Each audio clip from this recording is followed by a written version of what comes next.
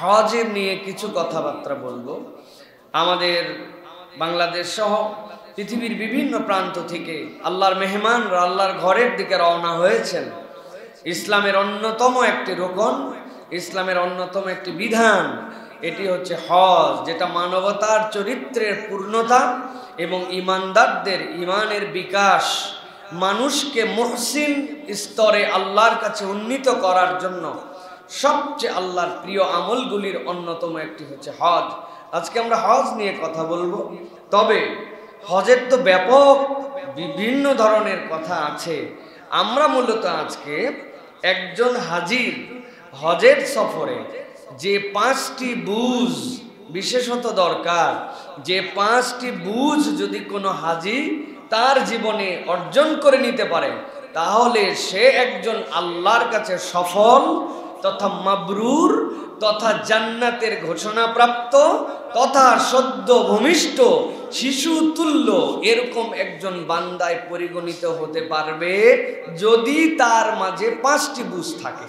তা আমরা আজকে এই সংক্ষিপ্ত সময়ে এই 5টি বুঝ যেটা হাজিদের জীবনে দরকার এ বিষয়ের উপরে কিছু কথাবার্তা বলবো। আল্লাহ রাব্বুল আলামিন আমাদের সকলকে মৃত্যুর পূর্বে সুস্থতার জিন্দেগিতে একটিবার অন্তত যেন হজের সফরের জন্য আল্লাহ কবুল করেন, বলেন আল্লাহুম্মা আমিন। আল্লাহ রাব্বুল আলামিন কোরআনুল কারীমের মধ্যে হজ যে মূলত কি প্র্যাকটিস শিখাবে এটার আল্লাহ রাব্বুল আলামিন একটা ধারণা দিয়েছেন। আল্লাহ কোরআনে বলেছেন যে হজের মাসগুলা সুবিদিত, নির্ধারিত। আপনার আমার কাছে হজের মাস হচ্ছে জিলহজ, জিলহজের 10 তারিখে হজ, অতএব হজের মাস হচ্ছে জিলহজ মাস, তাই তো ভাই? কিন্তু কোরআন এবং সুন্নাহর পরিভাষায় হজের মাস একটা নয়, হজের দিন, হজের মূল অনুষ্ঠানের পারফরমেন্স করার মাস জিলহজ। কিন্তু হজের মাস মূলত 3টা, রমাদান শেষ হওয়ার পরে শাওয়াল, জিলকদ, জিলহজ, এই 3টাই হচ্ছে আল্লাহর কাছে হজের মাস। আল্লাহ রাব্বুল আমিন বলছেন আল হাজ্জু আশহুরুম মা'লুমাত, দুনিয়ার মানুষ তোমাদের কাছে হজের যে মাসগুলো এইগুলা সুবিদিত মাস। এই মাসগুলা সুবিদিত বলার কারণ মক্কার যারা মুশরিক ছিল ইব্রাহিম আলাইহিস সালামের পর থেকে, ওই মানুষগুলো যারা যে ধর্মের অনুগামী ছিল তাদের কাছে একটা হজ ছিল। যদিও আমরা যেভাবে যেই অনুষঙ্গে প্রতিপালন করি এই ধরনের ছিল না, কিন্তু হজ তাদের কাছে ছিল। আল্লাহ বলছেন যেই মানুষদের কাছে হজ ছিল, খানায় কাবা ছিল, ওই মানুষগুলা জানতো হজের মাসগুলা কোনগুলা।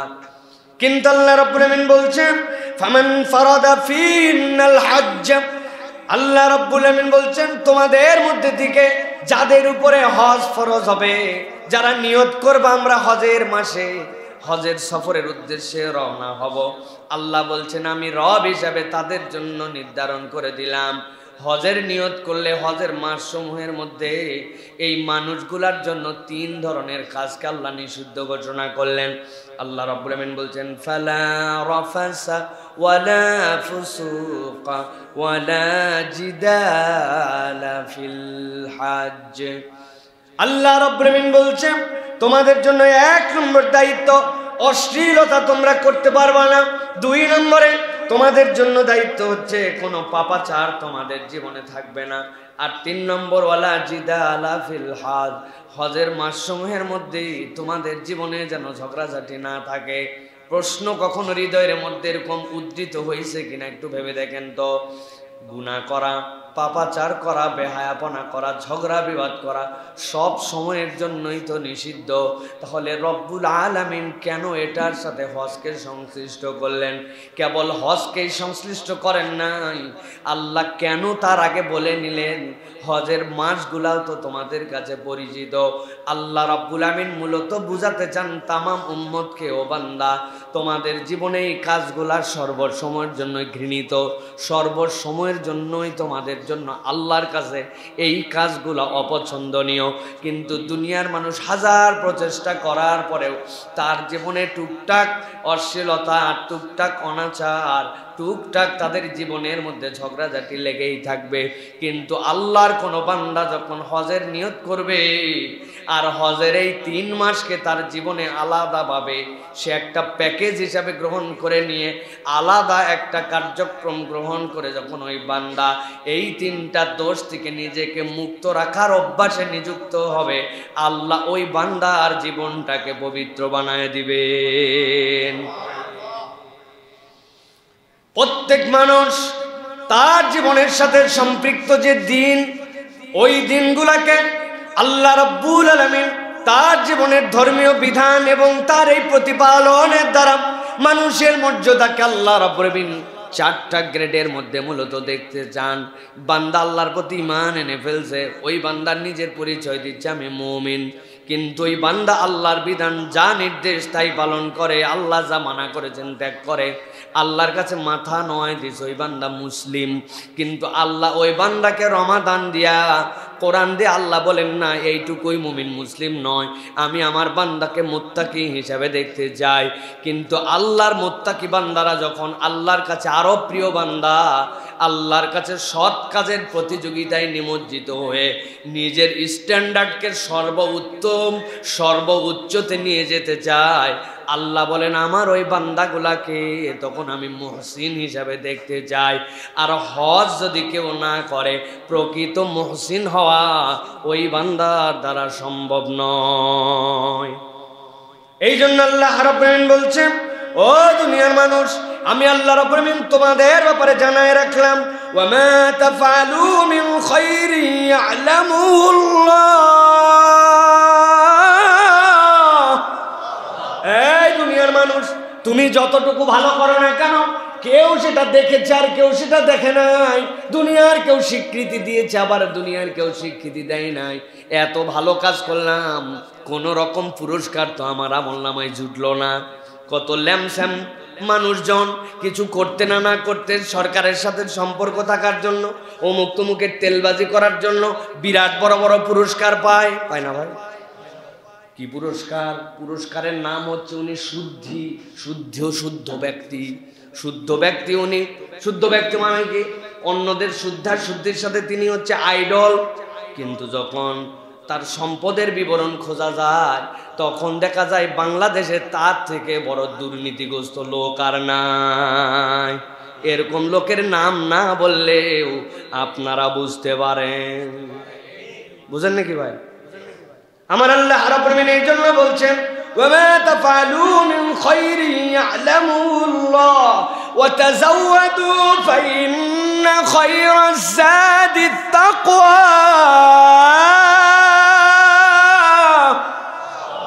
এই হজওয়ালারা, এই আল্লাহর দিকে তোমরা যারা রওনা হবে, আমি রব তোমাদেরকে বললাম, ফালা রাফাসা ওয়ালা ফুসুকা ওয়ালা জিদালা ফিল হজ।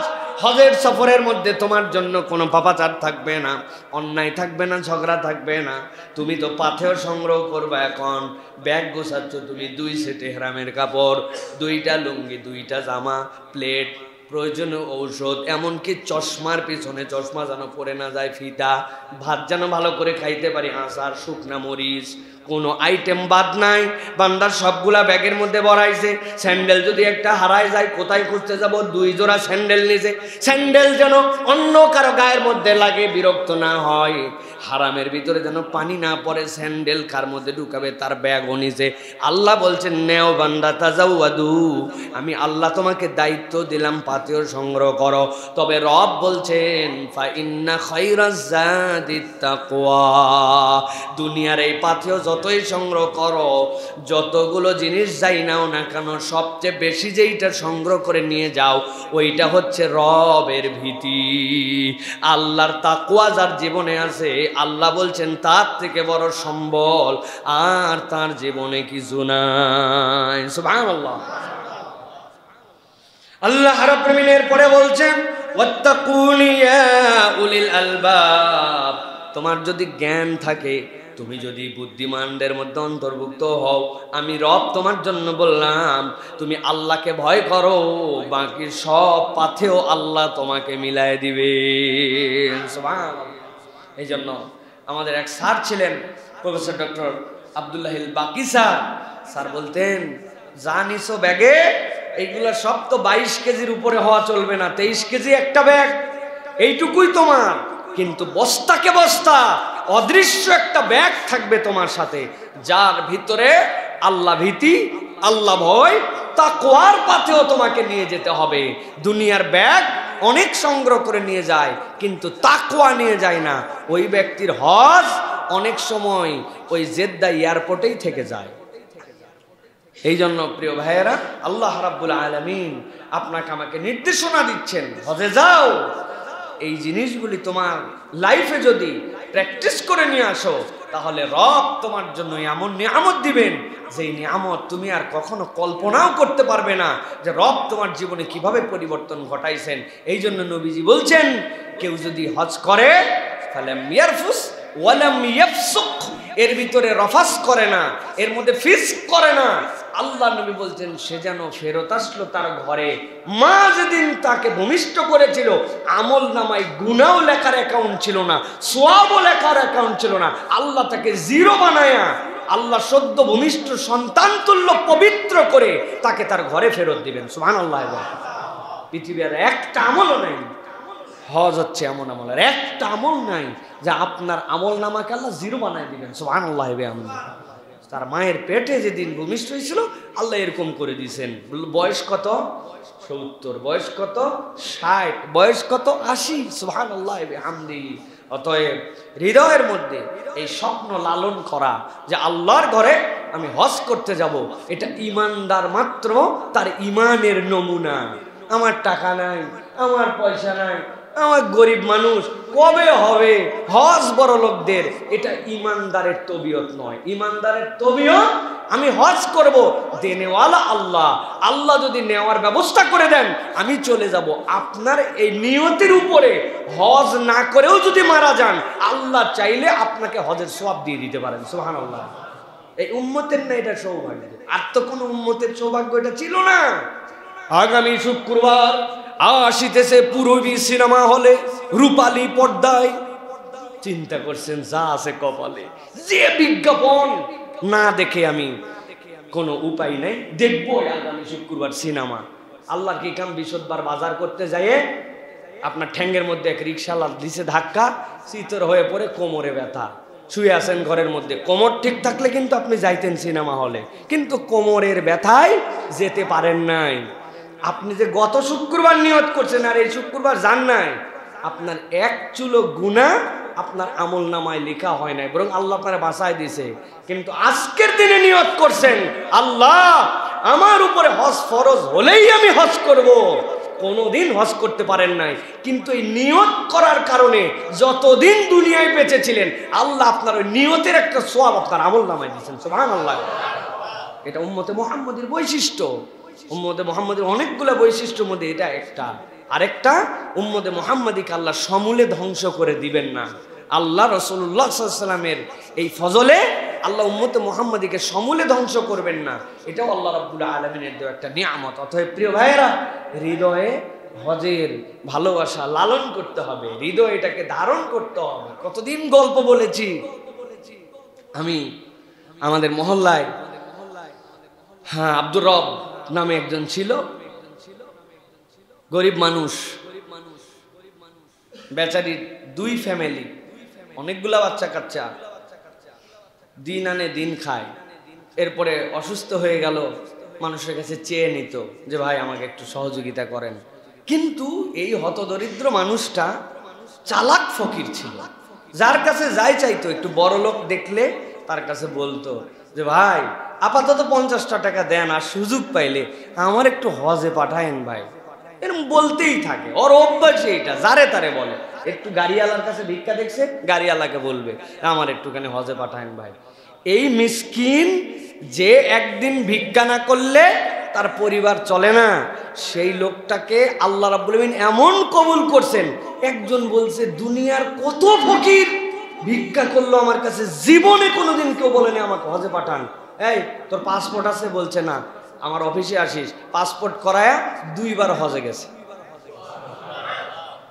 আরে ভাই, দুনিয়ার এক বড় লোক দেখে যদি এই লোক এইটা বলতে পারে, তাহলে বড় লোকের বড় লোক, যিনি বড় লোকই দান করেন, যিনি রাজ্জাক, তার কাছে কোনোদিন বলছেন আল্লাহ আমি দুনিয়ার গরিব, তোমার কাছে ভাত চাই, তোমার কাছে চাল চাই, ভাড়া বাড়িতে থাকি, ভাড়া বাড়ির টাকা মিটাতে পারি, এইটা চাই, এইসব গরিব আমি আল্লাহ, আর তুমি রাজ্জাক, তোমার কাছে একবার বললাম, একবার আমাকে একটু হজে পাঠায় তো আল্লাহ।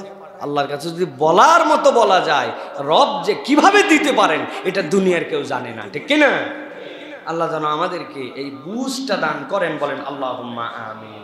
আল্লাহ এই জন্য কোরআনুল কারীমের মধ্যে বলছেন ওয়ালিল্লাহি আলান নাসি হিজ্জুল বাইতি মান ইসতাতা ইলাইহি সাবিলা ওয়া মান কাফারা ফা ইন্নাল্লাহা গনিয়্যুন আনিল আলামিন।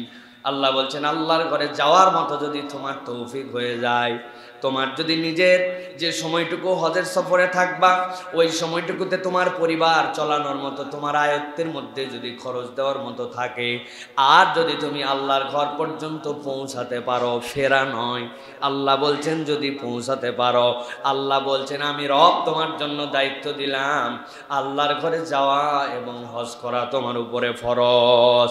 তবে দুনিয়ার মানুষ এইটা মনে করো না যে তুমি হজ করে আল্লাহর বিরাট উপকার করে দিচ্ছ, আল্লাহর বিরাট দরকার তোমার হজ। আল্লাহ বলছেন জেনে রাখো ফা ইন ওয়া মান কাফারা ফা ইন্নাল্লাহা গনিয়্যুন আনিল আলামিন। তুমি যদি না আসতে চাও, অস্বীকার করো, নানান অজুহাত দেখাও, দেখায় দেখায় যদি তুমি আল্লাহর ঘর জিয়ারত থেকে নিজেকে মাহরুম করে রাখো, জেনে রাখো আল্লাহ গনি, আল্লাহর তোমার জিয়ারতের দরকার নাই, কিন্তু তুমি যে অস্বীকার করলা এইটার পরিণতি আল্লাহর কাছে হারে হারে পেয়ে যাবে। নবীজি সাল্লাল্লাহু আলাইহি ওয়াসাল্লাম বলেছেন কার উপর হজ ফরজ হলো আর নানান অজুহাত দেখায়া 1 বছর 2 বছর 3 বছর পর্যন্ত আসলো না, নবী করিম সাল্লাল্লাহু আলাইহি ওয়াসাল্লাম বলছেন তার জিম্মাদারি আমার উপরে নাই। মানে কি? আল্লাহর নবী অন্য হাদিসে স্পষ্ট করেছেন সে ইহুদি হয়ে মরুক অথবা নাসারা হয়ে মরুক, নাউযুবিল্লাহি মিন যালিক। কত বড় হুমকি! অথচ অনেক টাকা পয়সাওয়ালা, মেয়ের বিয়ে দেওয়া হয় নাই, ব্যাংকে ঋণ আছে, নানান অজুহাত দিয়া, হ্যান্ড ক্যাশ নাই, এইগুলো কথাবার্তা বলে আল্লাহর ঘরে হজ করতে যায় না। অথচ ওনার ঋণ আছে হয়তো 2 কোটি টাকা, কিন্তু ওনার ব্যালেন্স যে আছে 10-15 কোটি টাকার। ওনার হয়তো ক্যাশ টাকা নাই বলতেছে, কিন্তু ক্যাশের বাহিরে মাঠে ঘাটে এখানে ওখানে কোনায় কানায় যেগুলো জিনিস পড়ে আছে ওর 1 শতক আধা শতক বিক্রি করলে হয়তো 50 লক্ষ টাকা বের হবে, কিন্তু আল্লাহরে ভূগোল বুঝ দিয়ে রাখছে, হ্যান্ড ক্যাশ নাই, মেয়ের বিয়ে দেই নাই, এখনো ঝামেলা মুক্ত হয় নাই, গুনাহ খাতা শেষ করা হয় নাই, গুনাহ খাতা সব শেষ করে শেষ বয়সে যে একবারে পবিত্র হজ করে আসবো, তাই তো না ভাই? তাই না?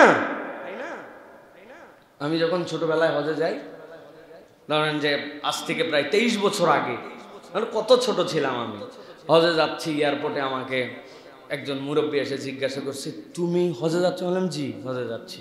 বলছে যে তুমি হজ ধরে রাখবে কেমন? তা আমি বলছি চাচা 2টা বড় বড় ব্যাগ নিয়েছি। বুঝছেন ইয়ার কি মারো? আমি আসলে ব্যাগ নিয়েছি মানে কি, আব্বা বলছে যে সৌদি আরবে বই সস্তা, অনেক বই কিনতে হবে, তা আমরা টার্গেট করে গেছি, আমাদের বাপ বেটা তখন 60-120 কেজি ওজন পাওয়া যেত, যে আমরা 100 কেজির মতো বই কিনবো, এরপরে যদি অন্য হাজিরা আমাদেরকে একটু সহযোগিতা করে প্রত্যেকের ব্যাগে 2টা একটা করে বই ম্যানেজ করে দিব। আমার আব্বার লাইব্রেরি বিশাল লাইব্রেরি। তো এখন ওই মুরব্বীকে আমি জন্য বলছি, আব্বা যেহেতু এর আগে হজে গেছে, এক ধরনের ব্যাগ পাওয়া যেত সাদা মধ্যে দিয়ে লম্বা লম্বা লাল হেভি ব্যাগ, হাজিরা জানে এইটা। আমি বলছি এরকম 2টা বস্তা নিছি, মানে আব্বার গতবারের বস্তা, এই 2টা নিয়ে বলে তার ব্যাগটা। তো এখনো বিয়ে শাদী হয় নাই, বয়স কম, আসার পরে কত পাপ কত কিছু বাকি আছে, হজ রাখবি কোন জায়গায়? বললাম ও এই ঘটনা। তাহলে আমি তো মনে করছি যে হজ ধরে আনবো মানে বস্তায় করে ধরে আনবো। তা আমাদের বাংলাদেশের মানুষের কনসেপ্ট কি? শেষ বয়সে যায় কেন? গুনাহ খাতা, ব্যবসা, চিটারি, বাটপারি, দুর্নীতি সব শেষ, এরপরে আমি হজে যাচ্ছি একবারে মহাপবিত্র। এত আল্লাহরে এত ভূগোল বুঝ দিয়েন না, উনি রহমানুর রাহিম, আহকামুল হাকিমিন। আপনি যদি আল্লাহ রাব্বুল আলামিনের সাথে চিটারি বাটপারি করেন তাহলে আপনার আমার চরিত্র এই ইহুদিদের থেকে খারাপ। বলবেন ইহুদিদের থেকে খারাপ কেন?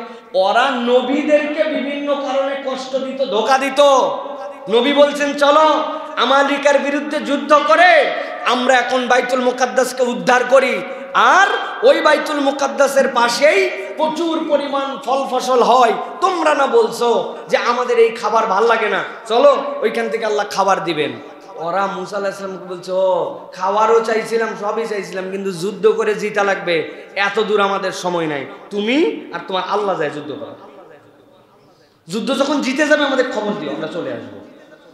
কেইসা বেয়াদবের বেয়াদব, ওরা কারে ধোকা দিছে? নবীকে ডাইরেক্ট ধোকা দিছে। কিন্তু আপনি আমি এমন আচরণ করি, আল্লাহরে পর্যন্ত আমরা ভুল বুঝ দেই যে আল্লাহ হজ ফরজ করলো, ওই বান্দা বলে এখন না, 50-60 বছর যাওয়ার পরে সব গুনাহ খাতা মাফ করার পর আল্লাহর কাছে যায় বলবে, আল্লাহ আগে যা গুনাহ করছে সব মাফ করে দাও, আল্লাহ বলবেন সব মাফ করে দেবে, তাই তো না? যাওয়ার আগে আবার কৌশল করে যায়। কতবার আমি অন্তত 200 বার বলছি এই কথা, মিনিমাম 200 বার বলছি মিনিমাম। হজে যাওয়ার আগে 50,000 টাকা দামের গরু খাওয়ায়, টেন্ড হয়েছে এখন, হজে যাওয়ার আগে খাওয়ানো লাগে, খাওয়ায় টাওয়ায় 10 বিঘা জমি 8 বিঘা 2 ছেলেরে দিছে, আর 3 মেয়ে ছিল, 3 মেয়েরে 2 বিঘা কৌশলে ভাগ করে দিছে, দিয়ে নাতি টাতি আছে তাদেরকে ডাক দিয়ে বলছে, তোমার কি লাগবে? সোনার মালা। তোমার কি লাগবে? তোমার আংটি। সব লোকজনকে বল, আর ফিরতে পারি কি কাইন দিয়ে কাইটে লোকজন দেখছে, বাপ রে, হাজির কান্না, ছেলেদেরকে জড়ায় ধরে, মেয়ের জামাই জড়ায় ধরে, কোনো কথাই বলার সুযোগ দেয় না, খালি হাউমাউ করে দেখে রাখো সবাই। এই সকল ভুয়া বুঝ দিয়া হারাম শরীফে চলে গেছে, যে খানায় কাবার সামনে দোয়া করতেছে, রব্বুল আলামিন খানায় কাবা দেখলে সব গুনাহ মাফ হয়, তোমার বান্দা খানায় কাবার সামনে হাজির, আল্লাহ তুমি আমাকে মাফ করে দাও। পাগলের মতো কান্নাকাটি করতেছে। প্রিয় ভাইয়েরা, আল্লাহরে যে ধোকা দিচ্ছেন আপনি মনে করছেন বান্দার হক নষ্ট করে, ছেলের হক, বোনের হক, আত্মীয়ের হক আল ঠেলে, সানসেট বের করে দিয়ে, নিজের বাউন্ডারি ওয়াল বের করে দিয়ে, শ্রমিকদেরকে ফাঁকি দিয়া, হাজার বান্দার হক নষ্ট করে, রাস্তার খোয়া বালু খেয়ে, সরকারের টাকা মেরে, ব্যাংক লুট করে, সব করে আপনি হজে চলে গেছেন, আর আল্লাহর কাছে যাই আপনি মাপ চাচ্ছেন। আল্লাহর দেওয়া ফরজ বিধান একদিনও সালাত আদায় করেন নাই, খানায় কাবায় যায় দোয়া করবেন, আল্লাহ চাইলে আল্লাহ তার দেওয়া এই হক যেটা ছিল, সমুদয় নামাজ কাজা করা আপনাকে মাফ করে দিতে পারেন, রোজা মাফ করে দিতে পারেন, কিন্তু 1 পয়সা যদি আপনি বান্দার হক নষ্ট করে যান, আল্লাহ নিজের উপরে কাতাবাল্লাহু আলা নাফসিহি, যে আল্লাহ বান্দার হক নষ্ট করার গুনাহ কোটিটা হজ করলেও মাফ করবেন। কারে ফাঁকি দিচ্ছেন আপনি? ফাঁকি নিজেকে দিচ্ছি আমরা, আল্লাহকে ফাঁকি দেওয়া সম্ভব নয়, ফাঁকিবাজিটা আমরা নিজেকে দিচ্ছি। এই জন্য প্রিয় ভাইয়েরা, আল্লাহ বলছেন, ওমান কাফারা ফাইন্নাল্লাহা গনিয়্যুন আনিল আলামিন। তুমি যদি মনে করো আল্লাহকে হজ দিচ্ছি, আল্লাহর জন্য করছি, আমি না করলে এ হবে সে হবে না, আল্লাহ বলছেন না, আল্লাহ রাব্বুল আলামিন দুনিয়ার মানুষের থেকে অমুখাপেক্ষী। আল্লাহ তোমার জীবন থেকে মৌলিক 3টে অপরাধ দূর করার জন্য, তোমাকে মুহসিনদের কাতারে অবতীর্ণ করার জন্য, মৃত্যুর সাথে সাথে জান্নাতে নেওয়ার জন্য আল্লাহ তোমাকে হজ দান করেছেন। সুবহানাল্লাহ, এটা আল্লাহ রাব্বুল আলামিনের দেওয়া বিধান। এই জন্য আল্লাহ রাব্বুল আলামিন সাইয়্যিদিনা ইব্রাহিম আলাইহিস সালামকে বলছেন, ওয়াজ্জিন ফিন্নাসি বিল হাজ্জি ইয়াতুকা রিজালান ওয়া আলা কুল্লি দামিরি ইয়াতিনা মিন কুল্লি ফাজ্জিন আমিক। ও আমার পয়গম্বর, আপনি তো আল্লাহর ঘর বানাইলেন, এরপর আল্লাহর কাছে দোয়া করলেন, ওয়াইয ইয়ারফু ইব্রাহিমুল কওয়াইদা মিনাল বাইত ওয়া ইসমাঈল। আপনার এই দোয়া শেষ, এখন আপনাকে আমি দায়িত্ব দিলাম, আপনি মানুষের মাঝে আজান দিয়ে দেন, আপনি মানুষের মাঝে ঘোষণা দিয়ে দেন। মুফাসসিরিনে কেরাম ব্যাখ্যা করছেন, কয়জন মানুষ সেখানে ছিলেন? ছিলেনই না কেউ, 3 অথবা 4 জন মানুষ সেই জায়গায়, কিন্তু আল্লাহ ইব্রাহিম আলাইহিস সালামের আজানকে কিয়ামত পর্যন্ত ছড়ায় দিয়েছেন। কিয়ামত পর্যন্ত অনাগত মুমিন আল্লাহর ঘরের দিকে তাদের হৃদয়ের টান থাকবে, এবং যাদের উপরে হজ ফরজ হবে ওই আজানে সাড়া দিয়া ওই বান্দারা আল্লাহর ঘরে হজের উদ্দেশ্যে যাবে। আল্লাহ এখানে 2টা শব্দ ব্যবহার করেছেন, গভীর মনোযোগ দেন। তালেবে ইলম যারা আছেন, যাওয়ার পরে এটার তাফসীর বের করে পড়ে দেখবেন। আল্লাহ যে বলছেন ইয়াতুকা রিজালান, কতগুলা মানুষ নিজেদের জীবনকে বিসর্জন দিয়ে পায়ে হেঁটে আল্লাহর ঘরের দিকে রওনা হবে। কোথায় সাইবেরিয়া, কোথায় তুরস্ক, কোথায় আজারবাইজান, কোথায় আমেরিকা, কোথায় বাংলাদেশ, কোথায় হিন্দ, এইরকম কোনো দূরত্বকে তারা মাপবে না। বরং আল্লাহর ঘরের আকর্ষণ তাদের হৃদয় এমন হবে, এই মানুষগুলা পায়ে হেঁটে হেঁটে আল্লাহর ঘরের দিকে রওনা দিবে। আর আল্লাহ বলছেন সাথে সাথে ওয়ালা কুল্লি দামিরিয়াতিনা মিন কুল্লি ফাজ্জিন আমিক, কতকগুলা উট তাদের থাকবে, কিন্তু এমন কৃষকায় ওই উটের হাড্ডি বেরিয়ে গেছে, ওই উটটা নেওয়ার মতো নয়, কিন্তু আল্লাহর ঘরের প্রেম, এই আজানের ডাক তাদের হৃদয় এমন ধাক্কা মারছে, এইরকম কৃষকায় এরকম রুগ্ন শুকনো উটগুলি চলতে চলতে আল্লাহর ঘরের দিকে যেতে যেতে তারা রুগ্ন হয়ে গেছে। এইরকম কৃষকায় উটের পিঠে চড়ে হলেও তারা আল্লাহর ঘরে হাজিরা দিয়ে দিবে। সুবহানাল্লাহ। এই আয়াতুল কারীম আমাদেরকে মেনশন করে যে অনেক মিলিয়নিয়ার আছে কিন্তু তার হৃদয়ে আল্লাহর ঘরের আকর্ষণ নাই। আর অনেক কম টাকার লোক আছে যেই মানুষ আল্লাহর ঘরে যাওয়ার জন্য উদ্গ্রীব, হয়তো হজ ফরজ হইছে কোন রকম টেনে টুনে, কিন্তু এটাকেই সে প্রাইম কাজ বানাইছে। লাস্ট আমরা উমরায় গেলাম, আমাদের সাথে জাহাঙ্গীর চাচা নামে এক চাচা ছিল, একটা অফিসের সিকিউরিটি গার্ড, 32 বছর চাকরি করছে, চাকরির শুরু 526 টাকা না 25 টাকা দিয়া, এখন টেনে টুনে 9000 টাকা পায়। ফ্যামিলির সন্তান স্ত্রী কেউ তাকে যেতে দিবে না আল্লাহর ঘরে উমরায়, না তোমার সন্তানদের ভবিষ্যৎ করতে পারো নাই, কিছু করতে পারো নাই, কিন্তু উনি এটার জন্য গোপনে গোপনে জড়ো করে করে এরপরে মালিককে বলছে আমি একটু আল্লাহর ঘরে যাব।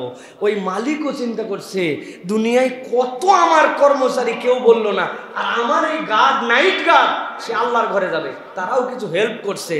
আল্লাহর বান্দা আল্লাহর ঘরে সফরের জন্য চলে গেছে, বউ পছন্দ না, সন্তান পছন্দ না, বিদায় দেওয়ার জন্য একটা মাইক্রো ঠিক করতে বলছে, এটাতেও তারা রাজি না, কিন্তু আল্লাহর ঘরে চলে গেছে। আমাদের সফরে যতগুলা মুখলেস মানুষ ছিল, এই আল্লাহর বান্দার মতো এরকম মুখলেস মানুষ কম দেখছি।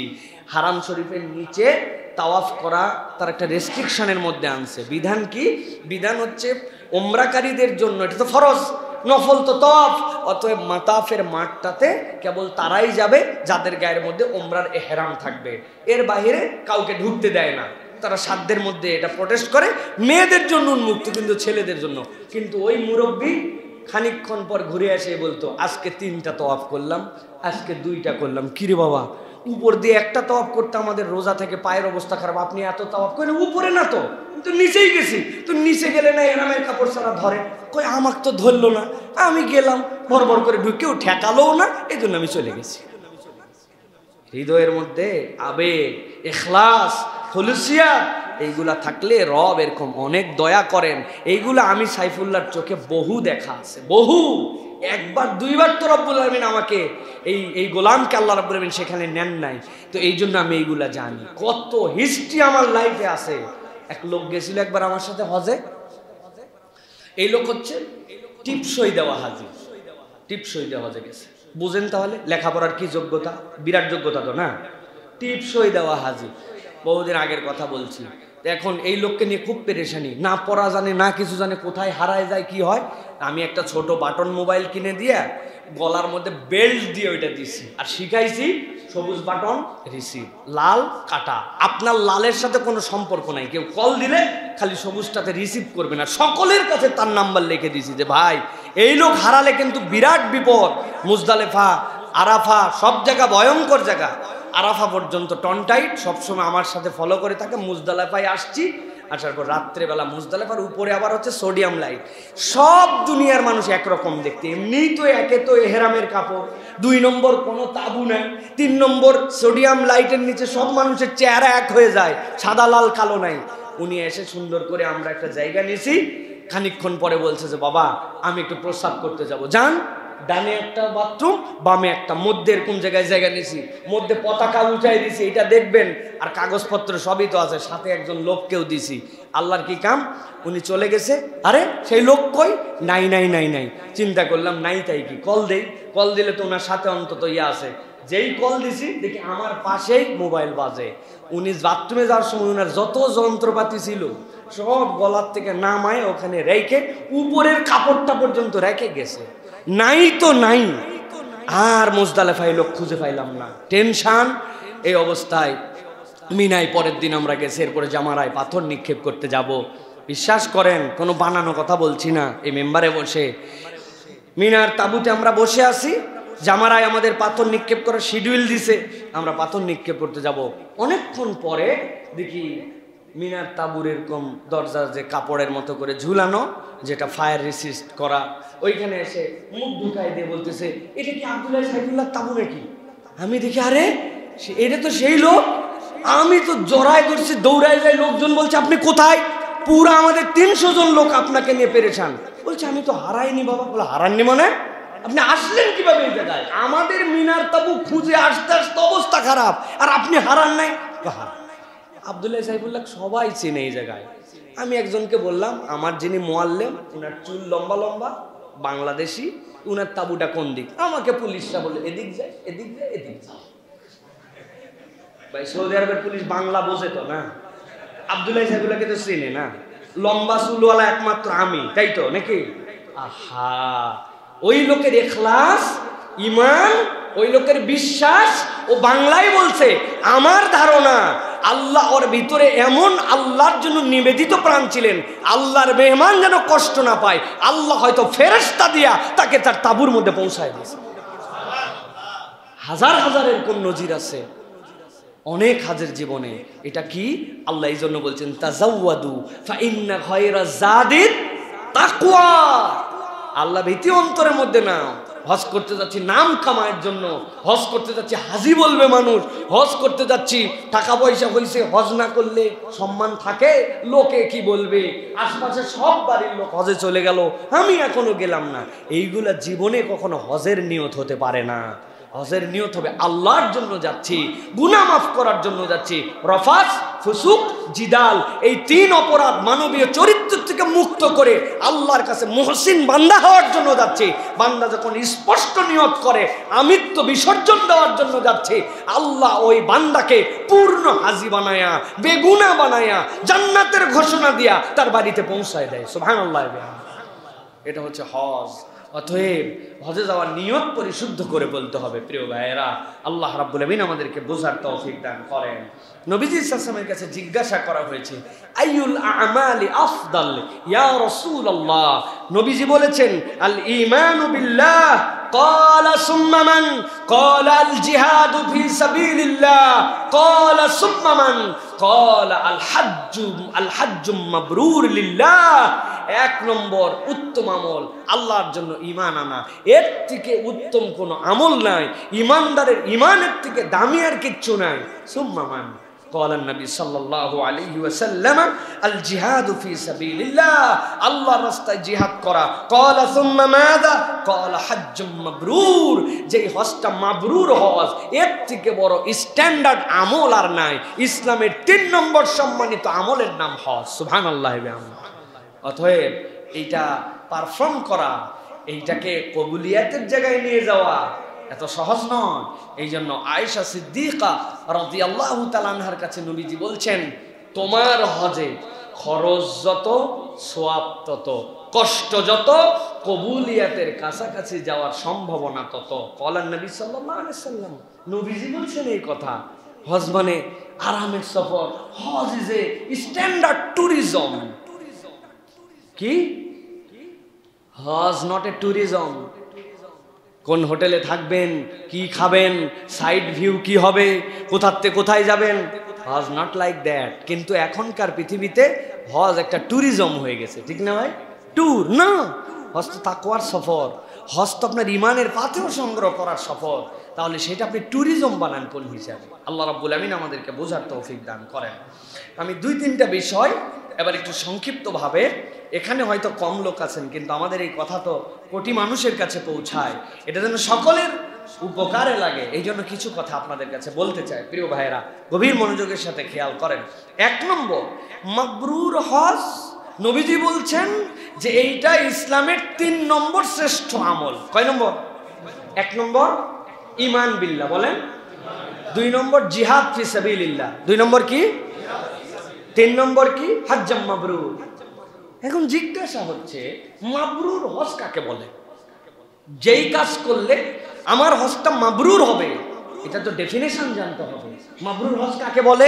আমি অনেক সময় আপনাদের বুঝের জন্য বলি, এমন হজ যে হজের ভিতরে 100টা তাওয়াফ করতে হবে, এমন হজ যেই হজের ভিতরে 40টা রোজা রাখতে হবে, এমন হজ যেই হজে 1 লক্ষ টাকা দান করতে হবে। আপনার হজের সফরের মেয়াদ হচ্ছে 17 দিন, 40 রোজা কেমনে রাখবেন? হ্যাঁ, তাওয়াফ একবার করলে 6.7 কিলোমিটার ঘোরা লাগে, আপনি 100 তাওয়াফ 700 কিলোমিটার কেমনে ঘুরবেন? তাহলে মানে বোঝা যায় এইগুলো হজ মাবরুরের শর্ত নয়। ইমাম নববী রহমতুল্লাহ আলাইহি বলছেন হজ মাবরুর কাকে বলে? হুয়াল্লাযী লা ইয়ারতাকিবু সাহিবুহু ফীহি মাসিয়াহ, যেই হজের সফরে হাজির জীবনে হজটা গুনাহ মুক্ত, ওইটাই হচ্ছে হজ মাবরুর। হযরতে রাসূল আকরাম সাল্লাল্লাহু আলাইহি ওয়াসাল্লাম বলছেন, মান হাজ্জা ফালাম ইয়ারফুস ওয়ালাম ইয়াফসুক রাজা কায়াউমিন ওয়ালাদাতহু উম্মুহু, যে হজ করলো তার মধ্যে ফিস্ক করলো না, আল্লাহর প্রকাশ্য ইবাদতটা করলো না, কোনো গুনাহ করলো না, সে যেন সদ্য ভূমিষ্ঠ সন্তানের মতো প্রত্যাবর্তন করলো, তার মানে এটাই হজ মাবরুর।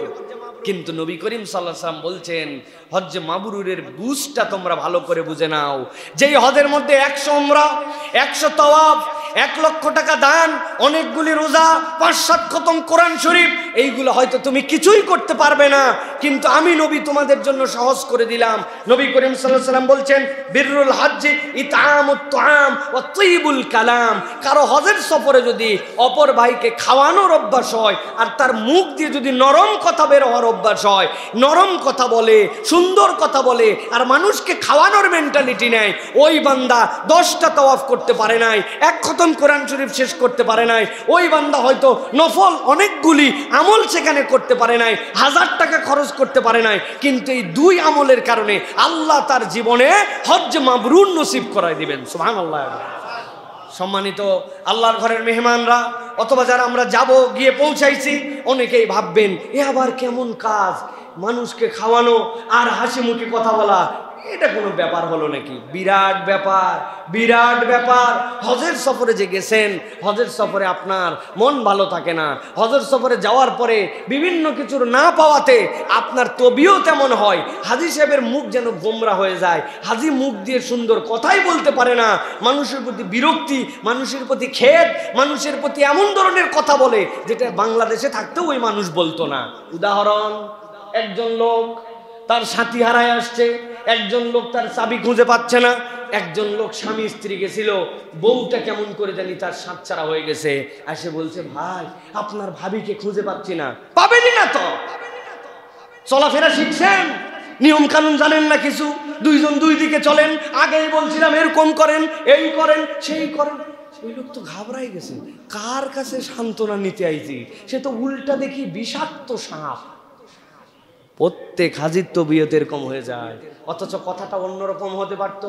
এই মক্কার মধ্যে আপনার স্ত্রী আছেন, উনি তো বাহিরে চলে যায় নাই, হারালো কেমনে? সাথী ছাড়া হয়েছে ভাই, ইনশাল্লাহ পেয়ে যাবেন। কতকে দেখলাম সাথী ছাড়া হয়েছে, পাইছে, ঘাবড়ায়েন না তো ভাই। কোন জায়গাটায় হারাইছিল, সাথী ছাড়া হয়েছিল, চলেন তো আমি এদিকটা একটু দেখি, আপনি এদিকটা দেখেন। মোবাইল আছে আপনার?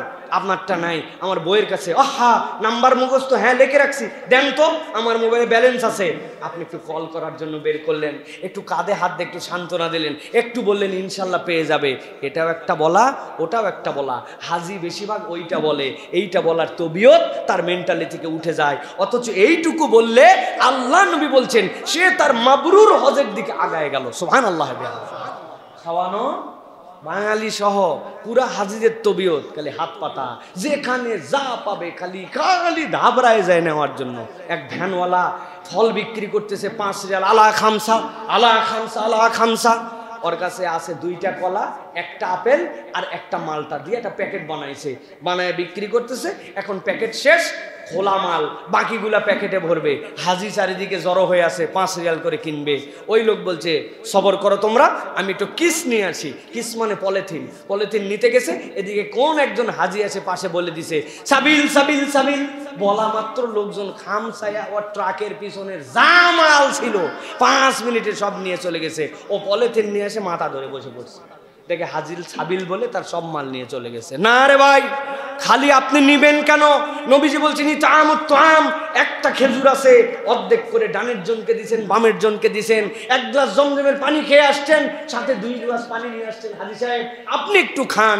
একসাথে খেতে বসে লেজের ভাগটা দেখছে ওর পেটে পড়ছে, আমার কাছে পেটির ভাগ।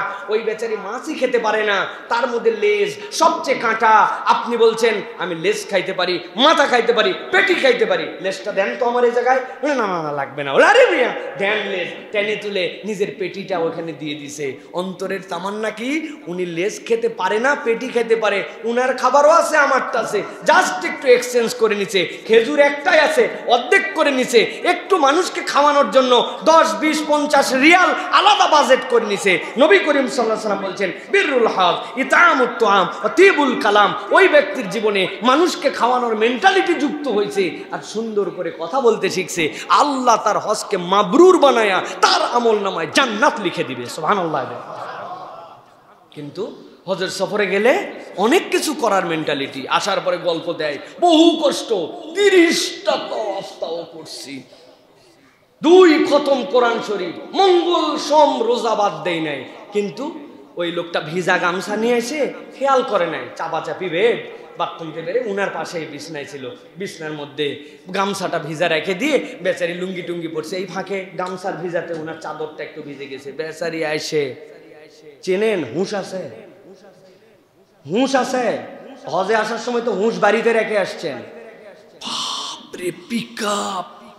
হজের সফর বলে কিছু বললাম না, চিনেন না তো আমাকে, চিনার কথাও না। দেশে যে আমার কি অবস্থা না রে বাপ! উনি আমিত্ব বিসর্জন দিতে যায় নাই, আমিত্বের ভাবটা ভিন্ন রূপে দেখাতে গেছে।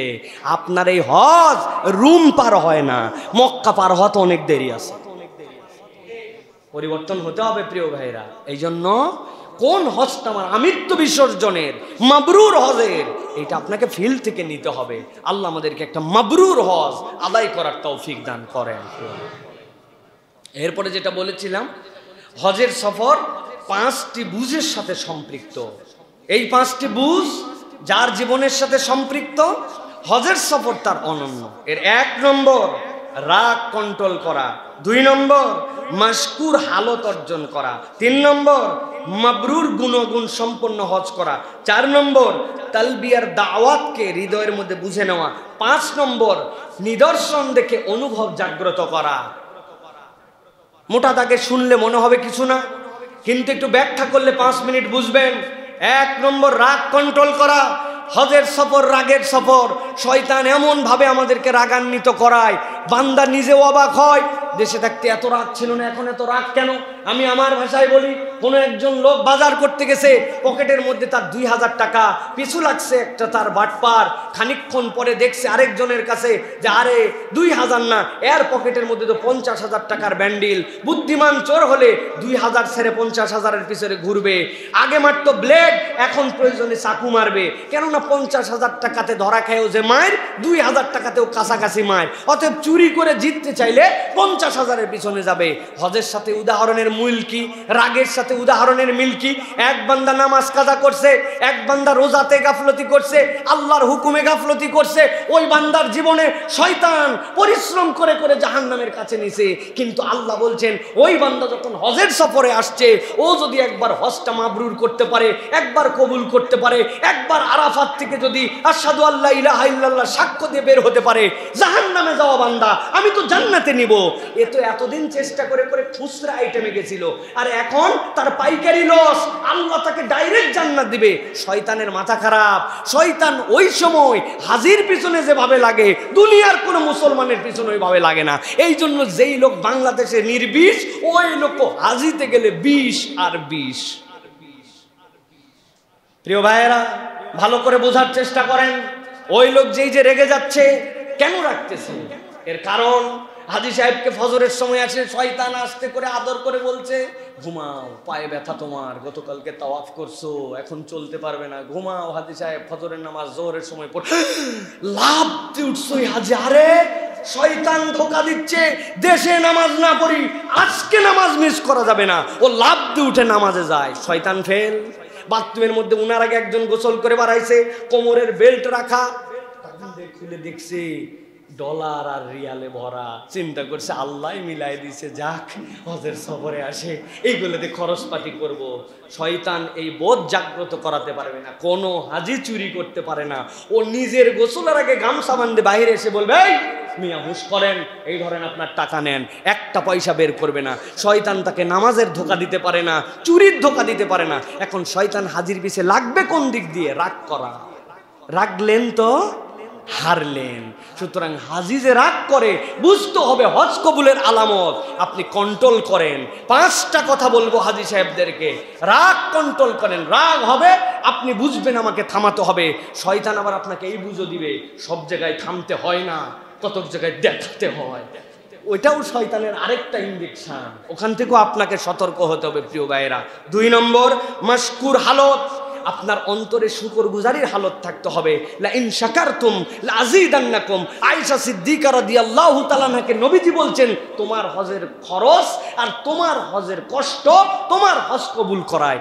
আপনার কষ্ট, আপনার বিভিন্ন ধরনের অশান্তি, যাওয়ার পরে সিরিয়াল নাই, সিট নাই, একই টাকা দিয়ে টিকিট করলাম, বোর্ডিং পাশে একজন পড়ছে পিছনে, আরেকজন সামনে, আমার শুধু না পাওয়া, কি পেলাম।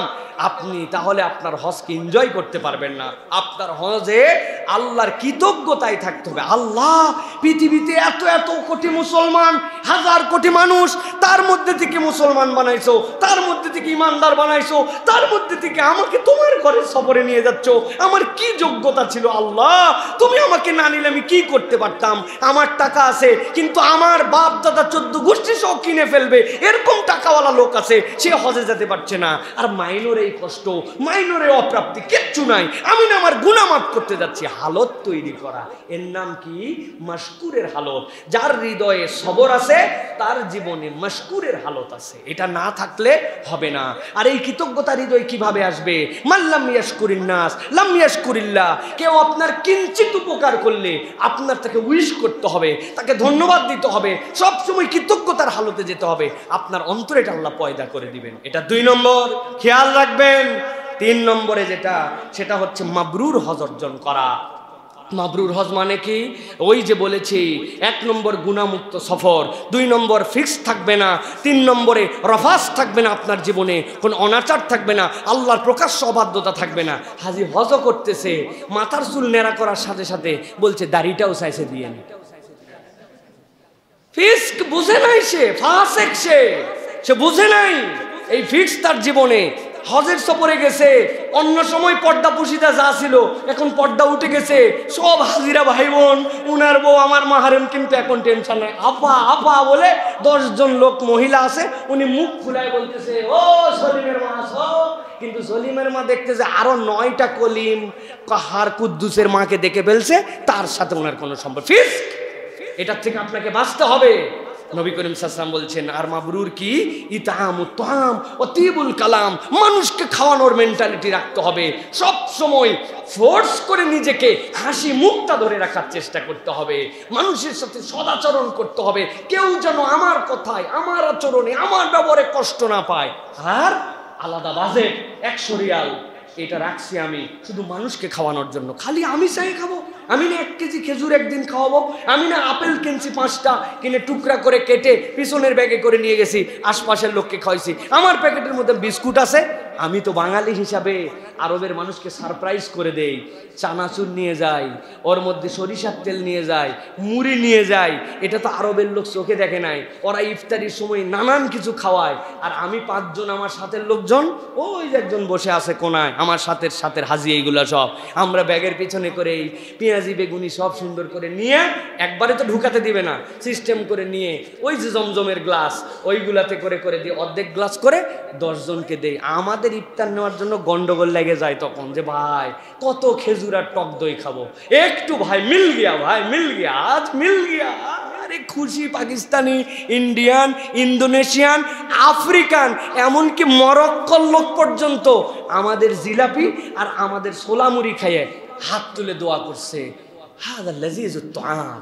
আল্লাহ, এত সুস্বাদু খাবার, মানুষকে খাওয়ানো, কৌশলে খাওয়ানো, এইটা মাবরুর হজ করার আল্লাহ রাব্বুল আমিনের পক্ষ থেকে একটা উপায়। এটা হচ্ছে আপনার আমার জন্য 3 নম্বর। 4 নম্বর, তালবিয়ার বুঝ। তালবিয়ার বুঝ যার জীবনে নাই, তার হজ হয় নাই। লব্বাইক আল্লাহুম্মা লব্বাইক, লব্বাইক লা শারীকা লাক লব্বাইক, ইন্নাল হামদা ওয়ান নি'মাতা লাকা ওয়াল মুলক। আল্লাহ তোমার কাছে হাজির। কার কাছে হাজির? লা শারীকা লাক, যার কোনো শরীক নাই, রব হয় নাই। তোমার কাছে আমি 3টা কথা আজকে বলে দিতে চাই। ইন্নাল হামদা, যত প্রশংসা, যার প্রশংসা তার সাথে আরো 2টা জিনিস যুক্ত হয়। যে প্রশংসা পাওয়ার যোগ্য তাকেই আমি বলতেছি, আল্লাহ এতদিন উমুক তুমুকের প্রশংসা চাটুকরি তেলবাজি করছি, কিন্তু আজকে স্বীকার করলাম, আরে প্রশংসা তো সব তোমার পাওয়ার। যে জিহ্বা দিয়ে অন্যের চাটুকরিতা করছি, ওই জিহ্বা কারো কারো নাই বোবা, ও কেমনে প্রশংসা করলো না গালি দিল তাই তো বুঝতে পারে না। তা আমি প্রশংসা করলাম যার, আর জিহ্বা বানাই দিল যে, তার প্রশংসা না করে কার প্রশংসা করলাম? বুঝে ফেলছে আল্লাহ। ইন্নাল হামদা, সকল প্রশংসা তোমার। ও নিয়ামতা, নিয়ামত তো সবই তুমি আমাকে দিছো। প্রশংসা যার, নিয়ামত তার, তিনি কে? লাকা ওয়াল মুলক, সকল ক্ষমতা রাজত্ব তোমার। আল্লাহ এই 3টা স্বীকৃতি দিয়েও না আমার মন ভরে না। আবার বলতেছি, লা শারীকা লাক, ইন্নাল হামদা ওয়ান নি'মাতা লাকা ওয়াল মুলক, এই 3টার মধ্যে কোনো শরীক নাই। লাব্বাইক আল্লাহুম্মা লাব্বাইক, আমি আমার রবের কাছে হাজির। নবীজি বলছেন, কেউ যদি সকাল থেকে ইহরামের কাপড় পরে এই তালবিয়ার হালতে থাকে, সূর্য অস্ত যাওয়ার আগে আল্লাহ তাকে মাফ করে দেন। এই তালবিয়ার বুঝ আপনার হৃদয়ের মধ্যে নিতে হবে, হাজি। আর 5 নম্বর, সেটা হচ্ছে অনুভবের নিদর্শন নিজের হৃদয়ে জাগ্রত করা। আল্লাহ, খানায় কাবার সামনে আমি, আল্লাহ কোরআনুল কারীমের মধ্যে বলেছেন, ইন্না আউওয়ালা বাইতি উদিয়া লিন-নাস লাল্লাযী বিবাক্কাতা মুবারাকা। এতদিন কোরআনে পড়ছি, আজকে আমার কোরআন সত্য। আমি সেই খানায় কাবা দেখতেছি, সাফার উপরে দাঁড়ায় আছে, ইন্না সাফা ওয়াল মারওয়াতা। বলেন তো, ইন্না সাফা যেখানে লেখা সোয়াত ফালি, এখানে যদি আমার পা লেগে যায় কোরআন শরীফে, কি করবেন? কেঁদে ব্যাকুল হয়ে যাবে, মুখে দিয়ে 100 বার চুমু দিবে, আল্লাহর কোরআনকে মাথায় নেবে, প্রয়োজনে কিছু সাদাকা করবে। আমার আল্লাহর কালামে আনইনটেনশনালি আমার পা লেগে গেছে আল্লাহ। কিন্তু ইন্নাস সাফা, যেই সাফার কথা পড়ছি, আমি সেই সাফার উপরে দাঁড়ায়া বলতেছি, ইন্নাস সাফা ওয়াল মারওয়াতা মিন শাইরিল্লাহ, ফামান আজ্জাল বাইতা ওয়া তামারা ফালা জুনাহা আলাইহি আন ইয়াতাওয়াফা বিহিমা ওয়া মান তাতাওয়া খায়রান ফাইনাল্লাহা শাকিরুন আলিম। আমি আল্লাহ সাফার উপরে, আমি আল্লাহ মারওয়ার উপরে, তুমি কোরআন সত্য, আমি স্বয়ং আজকে তার সাক্ষী, তুমি আমাকে হাজির করেছো। ওয়া ইজিয়ারফু ইব্রাহিমুল কওয়াইদা মিনাল বাইত, আল্লাহর ঘর যখন ইব্রাহিম বানালেন, ইব্রাহিমের ঘর, তার পদচিহ্ন ওখানে আছে। আমি না দেখছি আমাদের মতোই পা ইব্রাহিমের। আল্লাহ ইসমাইল যেখানে কাবা দেওয়ার পরে জমজম কূপ আসছিল, আমি না মক্কায় বসে হারামের চত্বরে জমজম খাইলাম। অনুভব, আপনি হৃদয়ে খালি এইগুলো স্মরণ করেন আর আল্লাহর কৃতজ্ঞ হন। যখন একটা বান্দা রাগ কন্ট্রোল করে, মাশকুর হালতে থাকে, মাবরুর গুণ অর্জন করে, তালবিয়া বুঝে ফেলে, আর আল্লাহর নিদর্শনের প্রতি ভালোবাসা আসে, ওই বান্দার হজ আল্লাহ রাব্বুল আমিন কবুল করে জান্নাতের নিশ্চয়তা দিয়ে তাকে আরাফাত থেকে বের করে দেন। সুবহানাল্লাহ। এই জন্য হাজিদেরকে বিষয়গুলো অনুভব করতে হবে। আল্লাহ যেন আমাদেরকে বোঝার তৌফিক দান করেন, আল্লাহ যেন আমাদেরকে হজের সফরের জন্য কবুল করেন, আল্লাহ রাব্বুল আলামিন যেন আমাদেরকে অন্তত পক্ষে একটাবার হলেও হজ ওমরার জন্য কবুল করেন। বলে আল্লাহুম্মা আমিন। ইনশাআল্লাহ আমি হজে যাব। হজ থেকে ফেরার পরে আমার আরেকটা সফর আছে, লম্বা সফর। এরপরে যখন মুহররমে হজ চালু হবে, যে সময় থেকে সৌদি গভর্নমেন্ট হজের ইজাজত দিবে, মুহররমের হজ একটু খরচের দিক দিয়ে কম হজ, মানে ওমরা, মুহররমের ওমরা খরচের দিক দিয়ে কম একটু তুলনামূলক। আমি নিয়ত করছি ইনশাআল্লাহ 200-300 লোক সাথে নিয়ে ওমরায় যাব ইনশাআল্লাহ। যারা যাবেন আশপাশে সকলে দাওয়াত দিবেন, ট্রান্সপারেন্ট, যা খরচ হবে শুধু ওই ভিসা প্রসেসিং আলাদের যে খরচ দিতে হয় 2-3 হাজার টাকা অফিসিয়াল খরচ, ধরেন সর্বোচ্চ যা খরচ এর উপর থেকে 5,000 টাকা তাদের লাভ, তাদের খরচ। এর বাহিরে ট্রান্সপারেন্ট, আপনার বিমান ভাড়া কত, আপনার মক্কার হোটেল কত, মদিনার হোটেল কত, খাওয়া কত, ঘোরা কত, সব জানায় দেব। দিয়ে একটা সাকুল্যে যেরকম টাকা না হলেই নয় এরকম একটা প্যাকেজে আমি আমার ভাইদের সাথে নিয়ে একটা সফর করতে চাই। সুতরাং যারা এরকম নিয়ত করবেন এখন থেকে নিয়ত করেন, আশপাশে বলে রাখেন যে ইনশাআল্লাহ, ঘোষণা দিয়ে কোনোদিন কারোর সাথে এরকম করে যাই নাই, কিন্তু প্রত্যেক বছর মুহররমে এরকম একটা ফ্ল্যাট রেটে, যেটা না নিলেই নয়, এটা দূরে থাকলে সমস্যা নাই, আল্লাহর ঘরের দূরে থেকে যদি 3,000 টাকা কমে সমস্যা কি? সমস্যা আছে ভাই? এক রুমে 3 জন থাকার কথা, জোর করে 4 জন থাকলাম, তাতে যদি আরো 2,000 টাকা কমে সমস্যা কি? এইরকম যাদের মেন্টালিটি তাদেরকে নিয়ে ভিআইপি লোকের জন্য জমজম টাওয়ার অ্যারেঞ্জ করে দেওয়া হবে, টেনশন নাই। আপনি খানায় কাবায় না গেলেও ওখান থেকে খানায় কাবা দেখতে পাবেন। কিন্তু যারা এই গ্রেডের, তাদের সাথে মুহররমে একটা হজে যাব, মুহররমে একটা উমরায় যাব ইনশাআল্লাহ। এটা আপনাদের জন্য ওপেন অ্যানাউন্সমেন্ট দেওয়া থাকলো, খাতা থাকবে এই জায়গায়, নাম ঠিকানা লিখে দিয়ে যাবেন। আমরা যাদের সাথে যাব তারা আপনার সাথে যোগাযোগ করবেন ইনশাআল্লাহ। ইনশাআল্লাহ আল্লাহ যেন আমাদেরকে জীবনে একটা বার হজ উমরার জন্য কবুল করেন। 1,15,000 থেকে 1,25,000 টাকার মধ্যে সব কমপ্লিট হবে, $1,000 অনলি ইনশাআল্লাহ। বলেন ইনশাআল্লাহ। আল্লাহ যেন তৌফিক দান করেন, আল্লাহ রাব্বুল আমিন যেন কবুল করেন, বলেন আল্লাহুম্মা আমিন। প্রিয় ভাইয়েরা, বাংলাদেশে নানান বিষয় নিয়ে, আপনারা জানেন বিভিন্ন বিষয় নিয়ে চলমান অনেক ইস্যু থাকে।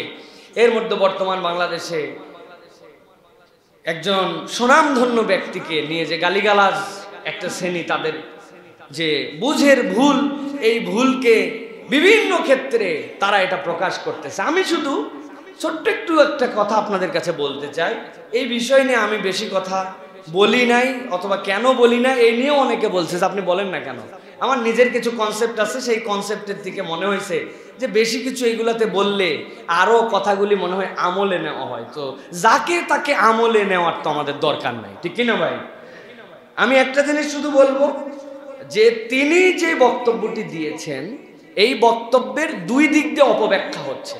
একটা হচ্ছে তিনি একটা প্রশ্নকারীর প্রশ্নের উত্তর দিয়েছেন, আর আমরা তার শত শত প্রশ্নে দেখেছি প্রশ্নটা পুরোটা যেটা করে প্রশ্নকর্তা, সেটার অপূর্ণাঙ্গতা থাকলে তিনি পুরো প্রশ্নটা পড়ে তারপরে উত্তর দেন। এখন প্রশ্নকর্তার প্রশ্ন যেটা পড়ছেন, এটাকে যদি আপনি উত্তর বানায় ফেলেন তাহলে আপনার আকলের ডিস্টার্ব আছে। আর 2 নম্বর বিষয়, কথার কথা, তিনি কথার কথা বলছি, যাকে আল্লাহ রাব্বুল আলামিন অনেক ফিকির দান করছেন, আল্লাহ যাকে অনেক এলেম দান করছেন, যে এইগুলা লোক নাচ গান বাউলগিরি করে, উনারা এই জিনিস বুঝলো আর এই মুহাক্কিক আলেম এটা বুঝলো না, এত দূর পাতলা মনে করেন। তারপরেও বলছি, যদি তিনি এই কথা বলেও থাকেন, আমি তাদের কাছে বলবো, বেরেলবিদের বিখ্যাত শায়েখ, যে শায়েখকে তারা শাইখুল হাদিস বলে, এই শায়েখ আশরাফ সিওয়ালি, তার কাছেও যখন প্রশ্ন করা হয়েছিল, তিনিও তখন বলেছেন যে রাসূলুল্লাহ সাল্লাল্লাহু আলাইহি ওয়াসাল্লাম কেন সকল নবীরাই আল্লাহ রাব্বুল আমিনের লিখিত, যে আল্লাহর লাউহে মাহফুজে লিখিত সংরক্ষণ, এই সংরক্ষণে প্রত্যেক নবী তার দুনিয়াতে আসার আগেই তিনি নবী হবেন, আল্লাহর কাছে লেখা, কিন্তু নবীদের প্রকাশ আল্লাহ যখন তাকে ওহী দিয়েছেন তখন থেকে, তাহলে এটা নবুয়তের প্রকাশকাল। এই কথা বলার কারণে শাইখুল হাদিস আশরাফ সিলওয়ালিকে অনেকেই বিভিন্ন ধরনের গালাগালি করতে শুরু করছে, কথাবার্তা উল্টাপাল্টা। তখন তিনি একটা গ্রন্থ লিখছেন তাহকিকাত, এই তাহকিকাতের ভিতরে তিনি প্রমাণ করেছেন, তিনি একজন বেরেলবি, কিন্তু প্রমাণ করেছেন যে 40 বছরেই নবুয়তের বহিঃপ্রকাশ, এর আগেরটাকে আপনি নবুয়ত বলতে পারবেন না, কিন্তু আল্লাহ রাব্বুল আমিন তকদিরে তাকে নবী হিসাবে রাখছেন, এটা আপনাকে ঈমান রাখতে হবে, কিন্তু নবুয়তের বহিঃপ্রকাশ এইটা। তো এই কথা বলেন নাই শায়েখ, কিন্তু এই কথা না বলার পরেও তার যদি গালাগালি হয়, তাহলে সবার আগে আপনাদের মাসলাকের যারা শায়েখ, ওই তাহকিকাত বইটা পড়ে তাদেরকে আগে গালিগালাজ করেন, আগে তাদেরকে কাফের ফতোয়া দেন, আগে নবী বিদ্বেষী তাদেরকে বলেন, তারপরে এদেরকে বলতে আছেন। যখন আপনার চশমার রঙে আশরাফ আলীকে আপনার চোখে ধরা পড়ে না, কিন্তু হালে ধরা পড়ে, তখন বোঝা যায় এই চশমা ধান্দাবাজির চশমা, প্রতারণার চশমা, ঘৃণা ছড়ানোর চশমা, ঠিক কিনা? মানুষ এটা বুঝে ফেলছে। আর আমার দুঃখ এবং আফসোস এইটা, তার ঘরানার মধ্যে কিছু ব্যক্তি আছেন আল্লাহ যাদেরকে ইলমি কিছু যোগ্যতা দিয়েছেন, যেমন নাম যদি বলি আমরা, সাইফুল ইসলাম বাবর আজমি একজন ভাই আছেন, তারপর আজহার থেকে পড়ালেখা করে আসা হাসান আজহারি সহ কিছু ভাইয়েরা আছেন। আমার কথা, এই যে ওয়াজের মঞ্চ, যেই ওয়াজের মঞ্চকে রঙ্গমঞ্চ বানায় দিল, যেখানে আল্লাহ জিকিরকে আস্তে করে করতে বলেছেন, রাসূলুল্লাহ, সাহাবী, সকল সালাফ আস্তে করেছেন, সেখানে শান গাওয়ার নামে, গান গাওয়ার নামে রং তামাশা, ফাজলামি, ভণ্ডামু, এই মঞ্চটাকে যারা ইসলাম মানে না, যারা নাস্তিক, যারা ইসলাম বিদ্বেষী, যারা কম ইসলাম প্র্যাকটিস করে, তাদের কাছে দাওয়াত দিতে গেলে তারা তখন উদাহরণ দেয় যে এইগুলো কি ফাজলাম তেরিমা ইসলাম, এইগুলাও নাকি ইসলাম, অথচ তারা বলছে ইসলাম। তো আপনারা আপনাদের এই ছেলেটাকে থামাতে পারেন না, একটু বুঝাতে পারেন না, একটু ঘরে নিয়ে কান মলাতে টাইট দিতে পারেন না যে তোমার কারণে রঙ্গমঞ্চের এই খেলাটা যেভাবে জমায়ে উঠছো এটা আসলে ইসলাম নয়। অতএব বিদ্বেষ ছড়ানো, ঘৃণা ছড়ানো, এগুলার বাহিরে ওয়াজ নসিহত করে বুঝ দিয়ে এই মানুষগুলাকে থামাতে হয়। না থামালে এই ঘৃণা, এই অপকার, এটা কোনো গোষ্ঠীর উপরে আসবে না, এটা সকলের উপরে আসবে। এইটুকু আমাদের অন্ততপক্ষে রিয়ালাইজ করা দরকার। মানুষ যখন ক্রিটিসাইজ করে তখন অল ওভার এগুলো সবগুলোকে ইসলাম মনে করে, ঠিক কিনা ভাই? কিন্তু ওইগুলো কি ইসলাম? ওইগুলো কি ইসলাম? এটা আপনার বোঝা লাগবে। আমাদের রেজাউল করিম আবরার ভাই দারুণ এক উদাহরণ দিচ্ছে। উনি বলছেন যে দেখেন, এই আমাদের ভাই সাহেব ঢেলে দাও, তারপরে কি আরও তার কি কি কথা আছে, এগুলা আমার মনে পড়ছে না, এই সকল কথা বলে 2016 সালে ভাইরাল হবে। এটা আল্লাহ রাব্বুল আলামিনের কাছে লেখা ছিল যে এর মধ্যে এগুলা বাজে কথা, শয়তান তাকে প্ররোচনা দিবে, সে যদি নফসের কন্ট্রোল করে আল্লাহর কাছে ইস্তেগফার করে সরে না আসে তাহলে এই জাহালত তার মধ্যে বের হবে এবং সে ভাইরাল হবে। 2016 সালে লেখা কবে? ওই কলম যেদিন আল্লাহ সৃষ্টি করে তকদির লিখছেন ওই দিন লেখা। তার মানে কি ওই দিন থেকেই ঢেলে দাও ঢেলে দাও এই ব্যাপারে উনি বিখ্যাত? না, উনি বিখ্যাত 16 সাল থেকে। তো নবী করিম সাল্লাল্লাহু আলাইহি ওয়াসাল্লামের নবুয়ত আল্লাহর কাছে লেখা শুরুর দিন থেকে। এটা অস্বীকার করলে তো আল্লাহর সকল কিছু অস্বীকার করা হয়ে যাবে, কলম অস্বীকার করা, তকদির অস্বীকার করা। কিন্তু নবুয়তের বহিঃপ্রকাশটা রাসূল সাল্লাল্লাহু আলাইহি ওয়াসাল্লামের 40 বছর বয়স থেকে। তোমার ঢেলে দেওয়া যেরকম আগে লেখা, কিন্তু তোমার এই প্রকাশ হলো ঠিক একই রকম রাসূলুল্লাহ সাল্লাল্লাহু আলাইহি ওয়াসাল্লামের এটা লেখা, কিন্তু আল্লাহ নবুয়তের প্রকাশ করছেন। এইটা বললে আপনি চ্যালেঞ্জ দিয়ে 2 মিনিটে উড়াই ফেলবেন, এত সস্তা নয়। আপনি যার ব্যাপারে কথা বলছেন তার ডেপথ অফ নলেজ সম্পর্কে আপনার কোনো ধারণা নাই। সবচেয়ে বড় ডেপথ অফ নলেজ তার কি জানেন? এই সকল ফাউল লোককে উনি পাত্তাই দেয় না। তার এত কাজ যে এই ফাউলের জবাব দেওয়ার মতো সময় নেই, ঠিক কিনা? আল্লাহ আমাদেরকে বোঝার তৌফিক দান করেন। প্রিয় ভাইয়েরা, আল্লাহ রাব্বুল আলামিন আমাদের উম্মার ভাই বোনদের মধ্যে, দাঈল আল্লাহদের মধ্যে আল্লাহ বুঝ দান করেন। আল্লাহ রাব্বুল আলামিন ইসলামের বিপক্ষ শক্তির বিপক্ষে আমাদেরকে, আমাদের এই ভয়েসগুলাকে উত্তমভাবে কাজে লাগানোর তৌফিক দেন। নিজেদের মধ্যে ঘৃণা বিদ্বেষ ছড়ানোর জন্য যেন এইটা না হয়। আল্লাহ আমাদেরকে বোঝার তৌফিক দান করেন।